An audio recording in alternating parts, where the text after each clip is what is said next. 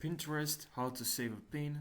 Hey everyone, welcome to How to Browser. So let's jump right into the video. So what you have to do if you want to save a pin on Pinterest is pretty easy. Just go to the pin that you like to save and now click on this three dots. Actually, don't have to do it. Just say click on save. And from here, it shows that you save this pin in the tutorials board.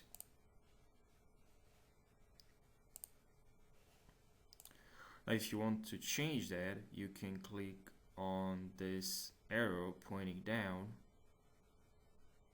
and here you can change, or you can create a new board for this specific pin, or you can save this pin to pins that were already created by yourself. Click on save and you saved the pin. That's how you do it. If this video helped you out, don't forget to subscribe for more tutorials. Thank you for watching and I'll see you in the next tutorial. Take care.